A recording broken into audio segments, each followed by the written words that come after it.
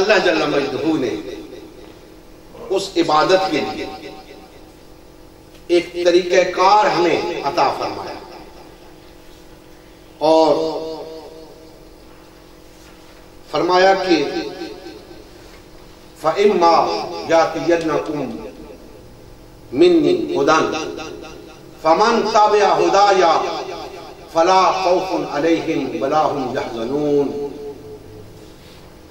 تمہارے پاس میری طرف سے ہدایت آئے گی،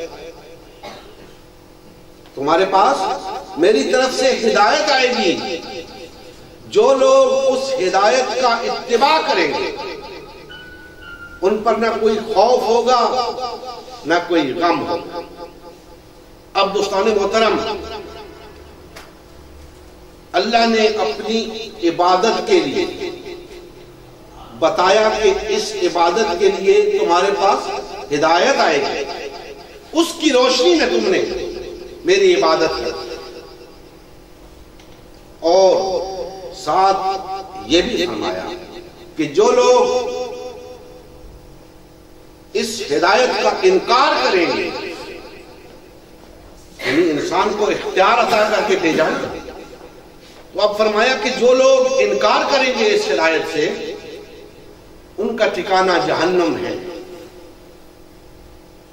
تو گویا اب انسان دو حیثیتوں میں اس روئے زمین پہ رہ سکتا ہے، یا اللہ کا عبادت گزار بن کے یا اللہ کا باغی بن کے۔ تو اب عبادت گزار بن کے رہنے کے لیے ہمیں اس ہدایت کو دیکھنا ہے کہ وہ کیا ہے، تب ہمیں عبادت کرنی آئے گی۔ اب دوستان محترم، وہ ہدایت ایک آئین ہے، ایک دستور ہے۔ آپ آئین اور دستور کو اچھی طرح سمجھتے ہیں، اس لیے میں نے اس کی مثال دی کہ آئین اداروں کے لیے بنائے جاتے ہیں، جماعتوں کے لیے بنائے جاتے ہیں، حکومتوں کے لیے بنائے جاتے ہیں، اور وہ ادارے، وہ جماعتیں، وہ حکومتیں اس آئین کی پابند ہوں، تب ہی ایک نظم قائم رہتا ہے۔ اور اگر اس آئین کی خلاف ورزی کی جاتی ہے، اس آئین کو توڑا جاتا ہے، اس آئین سے بغاوت کی جاتی ہے، تو اس کی سزا ہوتی ہے۔ بِعَيْنِهِ ہی اسی طرح کہ جس طرح اللہ جل مجدہ نے فرمایا کہ تمہارے پاس ہدایت آئے گی، جو اس ہدایت کے پابند ہوں گے انہیں کوئی خوف نہیں ہوگا، کوئی حزن نہیں ہوگا، وہ جنت میں ہوں گے، اور جو اس ہدایت سے انکار کریں گے، اس ہدایت سے بغاوت کریں گے، ان کا ٹھکانہ جہنم ہے۔ تو اب دوستان محترم، آئین صرف افراد کے لیے نہیں ہوتا، یہ بات ذہن میں رکھیں۔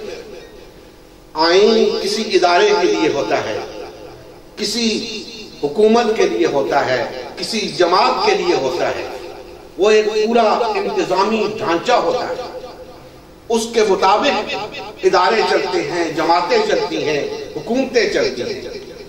اور اللہ جل مجدہ نے چونکہ انسان کو وہ آئین عطا کرنا تھا، لہذا پوری انسانیت کے لیے ایک آئین عطا کر دیا کہ تمام انسانیت اس آئین کے تحت اگر زندگی گزارے گی تو وہ میری عبادت ہوگی۔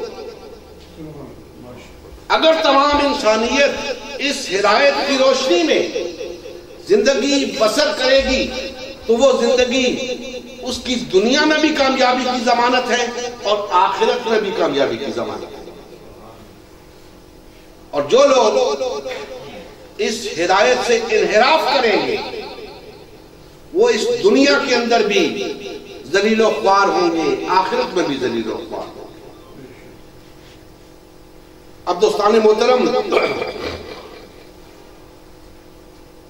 یہ آئین جو اللہ جل مجدہ نے انسانیت کو عطا کیا، اس کی پہلی شک لا الہ الا اللہ، یہ وہ بنیادی اور اصولی شک ہے کہ جو پورے آئین کا احاطہ کیے ہوئے،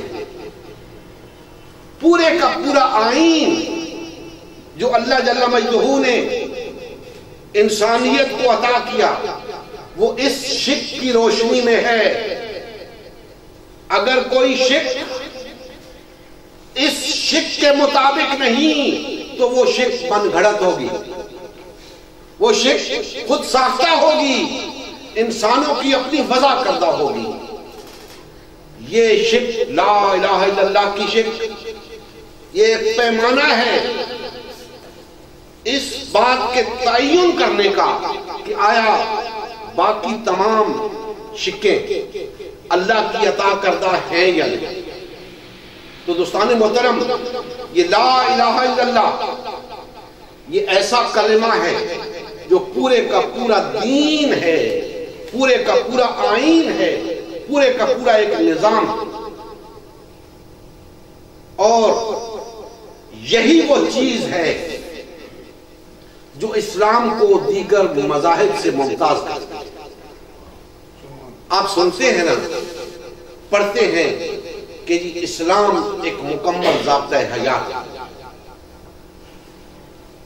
تو آخر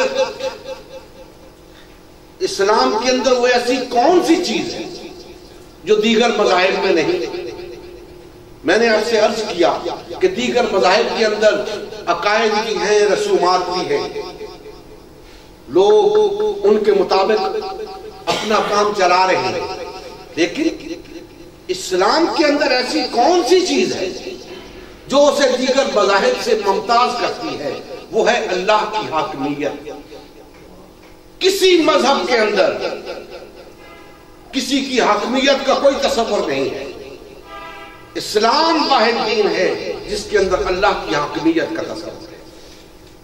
باطل اور طاغوت کی حاکمیت کو ختم کر کے، مسترد کر کے اللہ کی حاکمیت کو قائم کرنا، یہ ہے لا الہ الا اللہ۔ اب دوستان محترم، یہ آئین کی شک لا الہ الا اللہ پر مشتمل ہے،